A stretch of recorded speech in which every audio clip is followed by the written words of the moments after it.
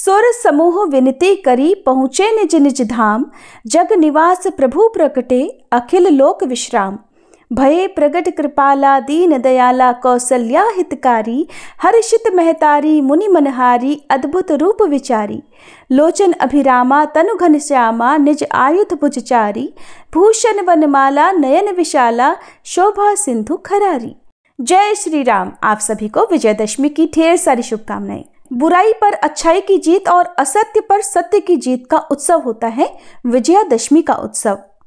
और इस दिन मां कात्यायनी दुर्गा ने देवताओं के अनुरोध पर महिषासुर नाम के दैत्य का वध किया था। तब से इस दिन विजय उत्सव मनाया जाने लगा। इस कारण इसे विजयादशमी भी कहते हैं।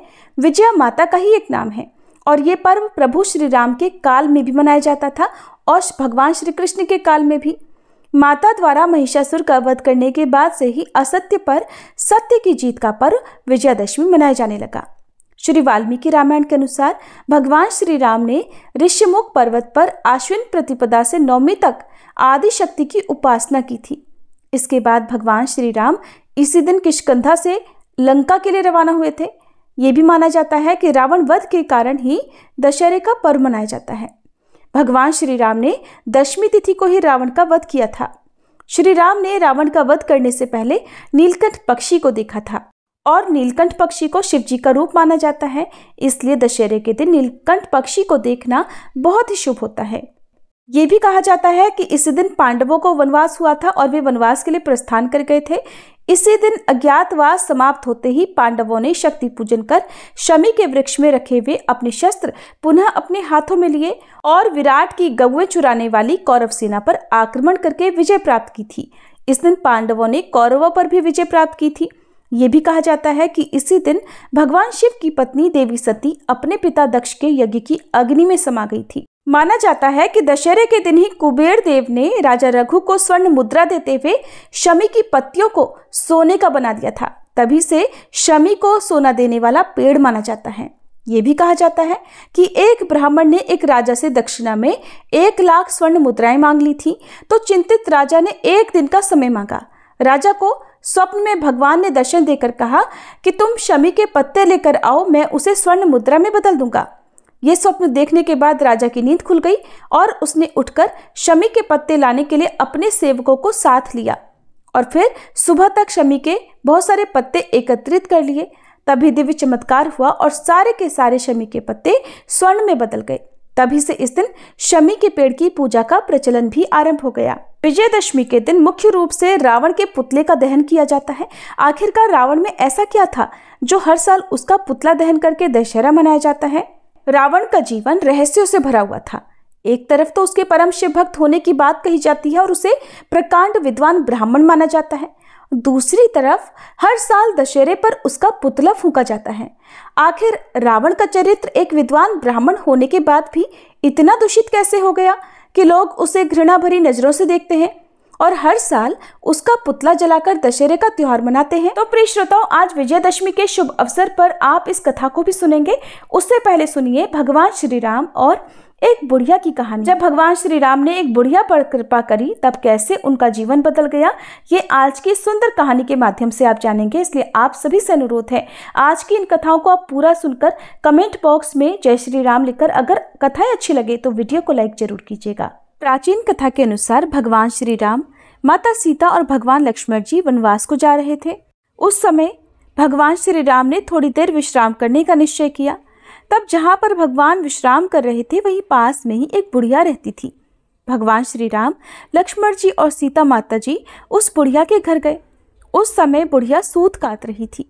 बुढ़िया ने श्री राम, लक्ष्मण जी और माता सीता का आदर पूर्वक स्वागत किया और उन्हें स्नान ध्यान करवाकर भोजन करने के लिए कहा।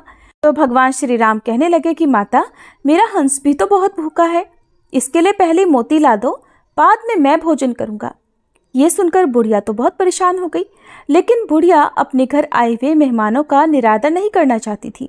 इस वजह से वह दौड़ते दौड़ते अपने नगर के राजा के पास गई और उससे उधार में मोती देने को कहा। बुढ़िया की हैसियत नहीं थी कि राजा को मोती लौटा सके, लेकिन फिर भी बुढ़िया पर तरस खाकर राजा ने उसे मोती दे दिया। बुढ़िया बड़ी खुश हुई और दौड़ते हुए वह घर पहुंची और उस मोती को लाकर उसने भगवान श्री राम के हंस को खिला दिया। हंस को खाना खिलाने के बाद बुढ़िया ने भगवान श्री राम को भी भोजन कराया।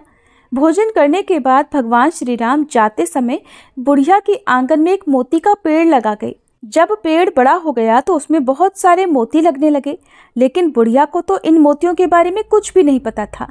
और जब उधर पेड़ से मोती गिरते तो उसकी पड़ोसन आकर उन्हें उठाकर ले जाया करती। एक दिन की बात है, बुढ़िया उसी पेड़ के नीचे बैठकर सूत काट रही थी, तभी पेड़ से एक मोती गिरा।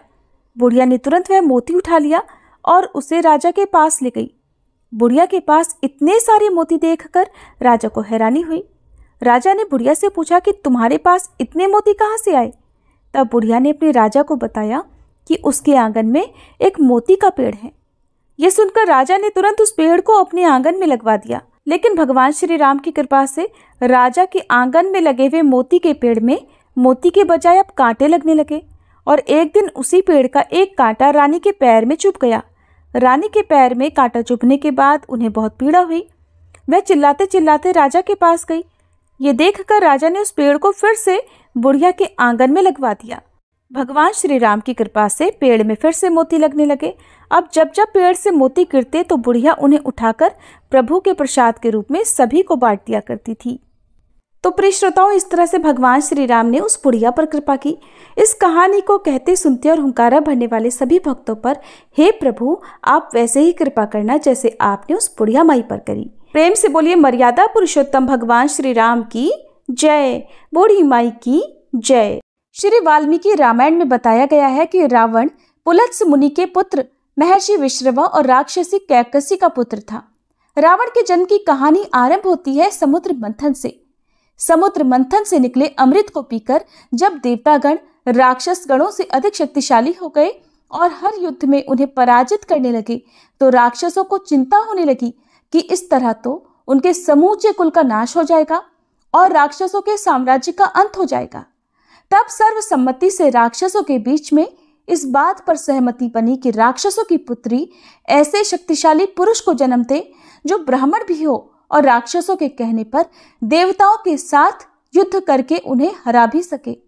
मन में यही विचार लिए राक्षस राज सुमाली अपनी पुत्री कैकसी के पास पहुंचा और उससे कहा, पुत्री, अब तुम विवाह योग्य हो चुकी हो और मेरे भय के कारण कोई सुयोग्य तुम्हारा हाथ मांगने मेरे पास नहीं आता।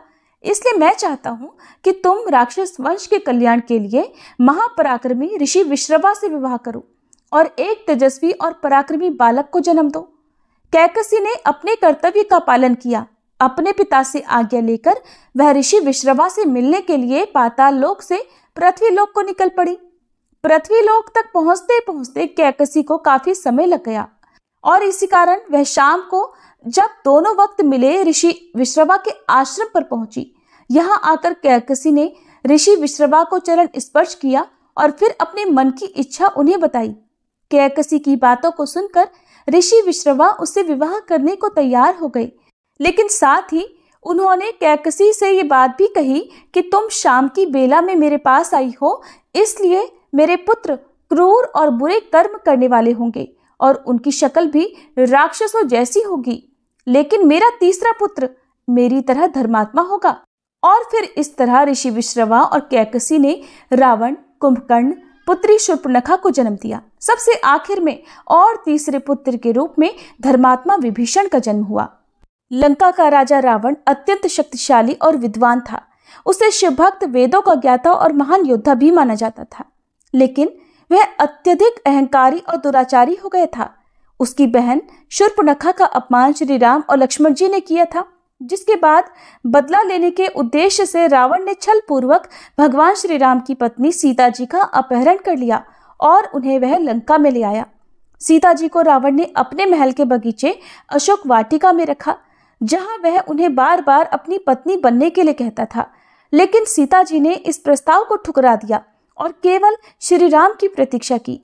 उधर जब श्री राम जी को सीता जी के अपहरण का पता चला तो वह उन्हें ढूंढने के लिए निकल पड़े।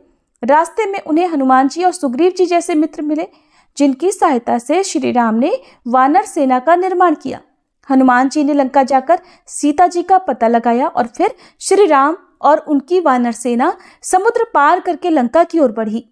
समुद्र पर राम सेतु का निर्माण कर श्री राम, लक्ष्मण और वानर सेना लंका पहुंची, जहां रावण से युद्ध आरंभ हुआ। लंका पहुंचने के बाद राम और रावण की सेना के बीच भयंकर युद्ध शुरू हो गया। इस युद्ध में रावण की ओर से उसके शक्तिशाली भाई कुंभकर्ण, पुत्र मेघनाद और लंका के अन्य योद्धा लड़े, जबकि श्री राम की ओर से हनुमान, लक्ष्मण, सुग्रीव, अंगद और वानर सेना थी। युद्ध में श्री राम के भाई लक्ष्मण जी गंभीर रूप से घायल हो गए थे, लेकिन हनुमान जी संजीवनी बूटी लेकर उन्हें बचा लाए। कुंभकर्ण, जो एक अत्यंत शक्तिशाली राक्षस था, उसे रावण ने जगाकर युद्ध में भेजा।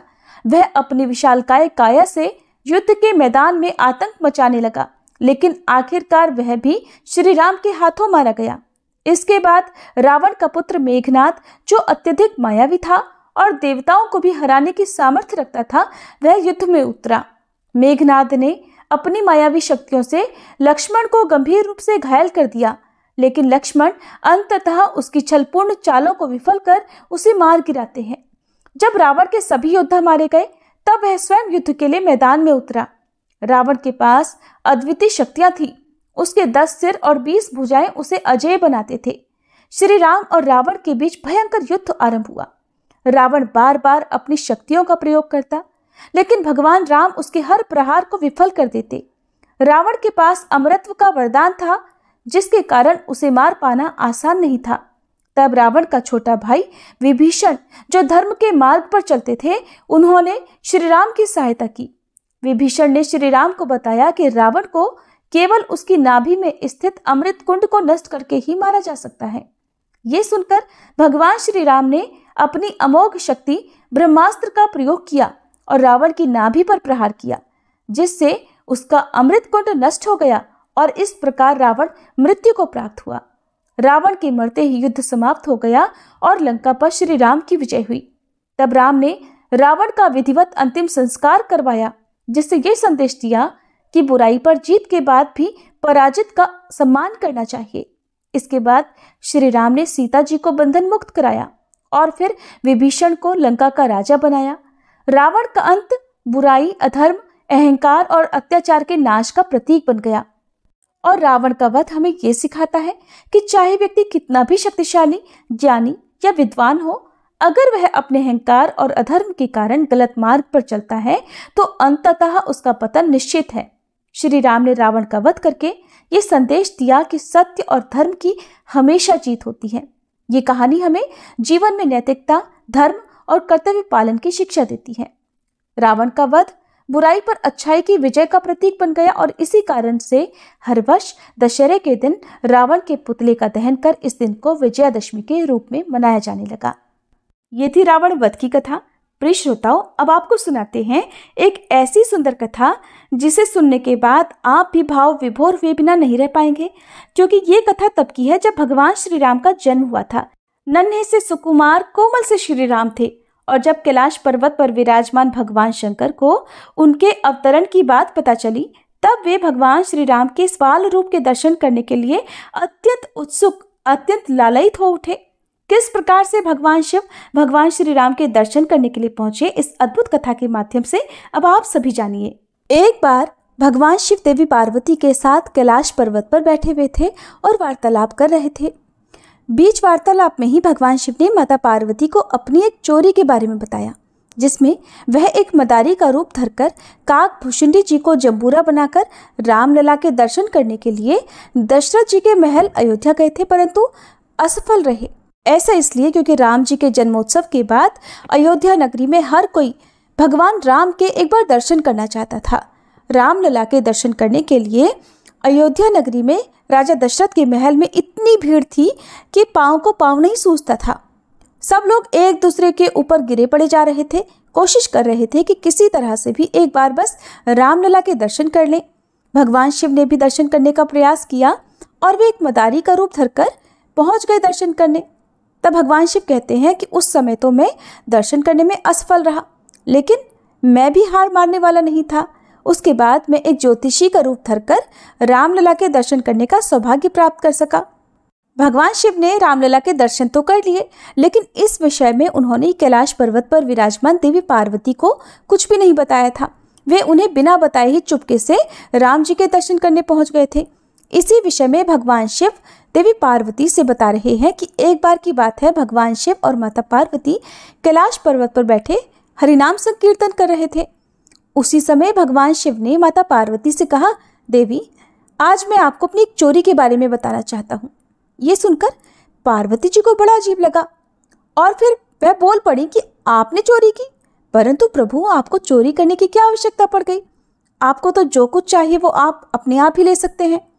ये सुनकर भगवान शिव मुस्कुराए और बोले, हाँ मैंने चोरी की, लेकिन ये बात आज तक किसी को नहीं पता कि जब भगवान राम बाल रूप में अयोध्या जी में प्रकट हुए थे तब हम और काकभुशुंडी जी मनुष्य का शरीर बनाकर उनके दर्शन करने के लिए गए थे।